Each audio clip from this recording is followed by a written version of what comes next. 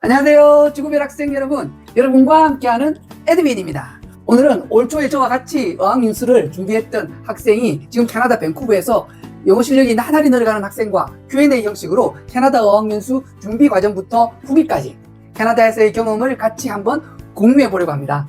자, 캐나다 어학연수 학생의 리얼 후기 Q&A 15개 파헤쳐 보기 한번 시작해 볼까요? 자, 다 같이 가봅시다. Let's go, get it, go, go!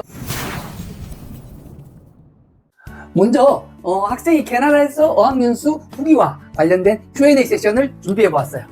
어학연수를 준비하거나 고민하는 분들에게 도움이 되고자 저희 학생이 전해준 직접적인 경험과 팁을 솔직하게 나눌 예정입니다. 그동안 학생이 겪은 일들, 배운 점들, 그리고 실수했던 부분까지 모두 얘기할 거예요. 그럼 첫 번째 질문은 왜 캐나다에 가셨나요? 이 학생의 경우에는 캐나다 가기 전에 필리핀 어학연수를 2달 정도 했어요.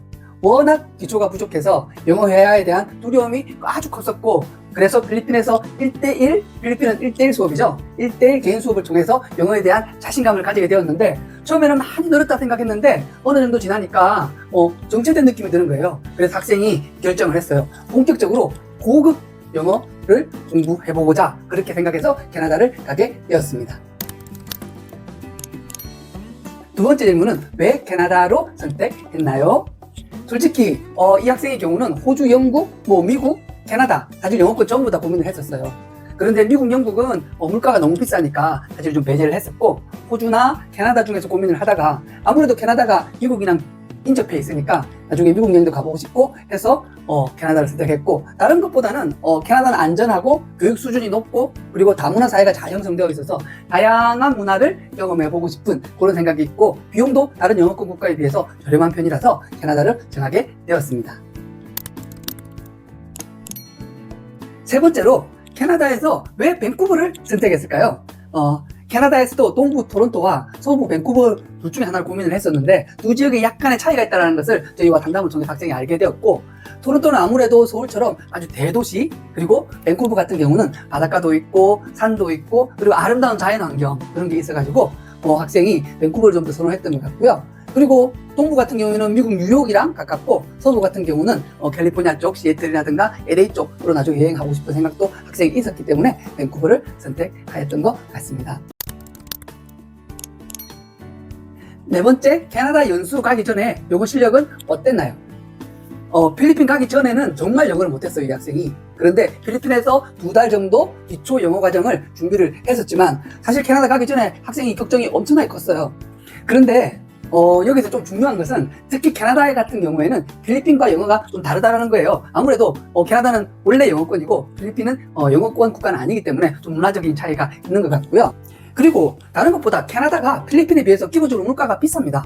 그래서 아예 초보자가 가는 것보다는 어느 정도 영어 공부를 하고 가는 것을 추천드리고, 그래서 만약에 내가 영어를 너무너무 못한다면 처음에는 필리핀 가는 것을 좀 더 권해드리고요. 그런데 어느 정도 좀 공부를 했는데도 불구하고 잘 늘질 않는다, 아니면 나는 고급 영어를 배우고 싶다, 그럴 경우에는 캐나다를 가는 것을 더 추천을 드립니다. 이 학생 경우는 처음에 필리핀에서 기초를 쌓고 그리고 캐나다를 갔기 때문에 캐나다에서 아주 도움이 많이 되었다고 합니다.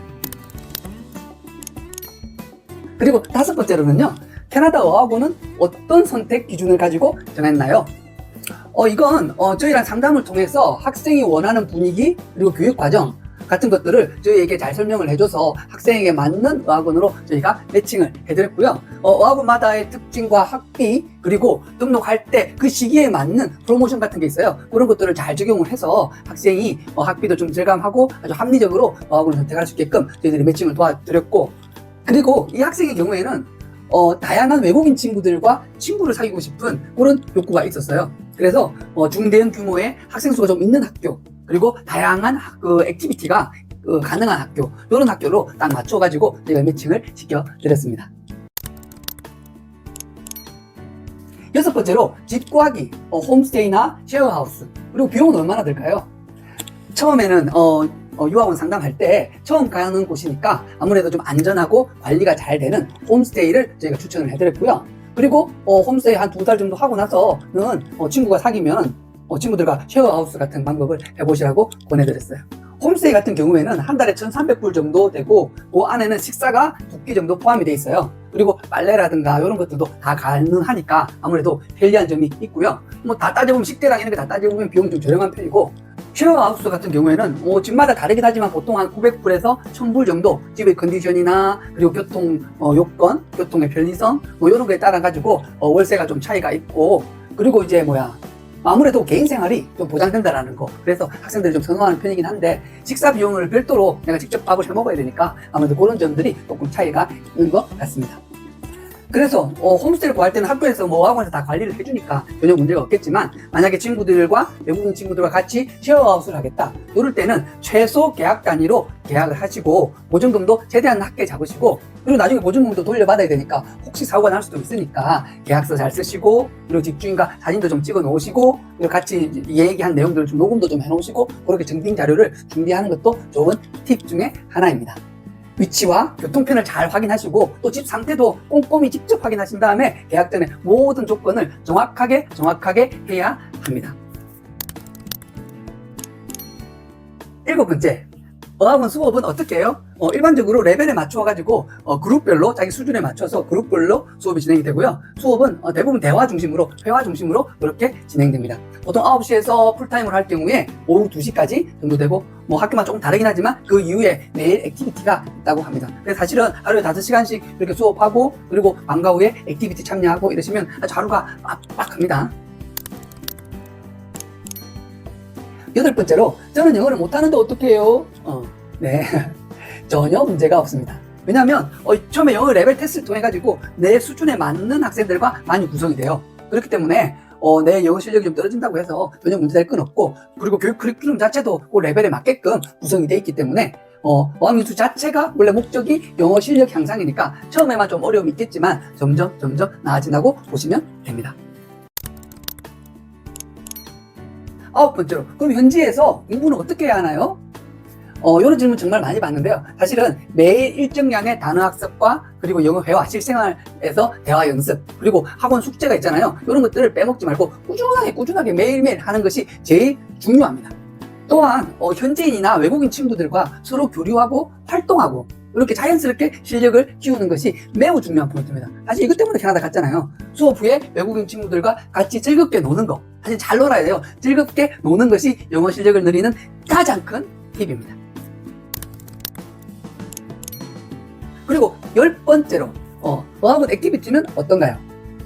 학원에서 다양한 사회활동과 문화체험 행사를 제공하며 학습 외에도 즐거운 기회를 많이 마련해 줍니다.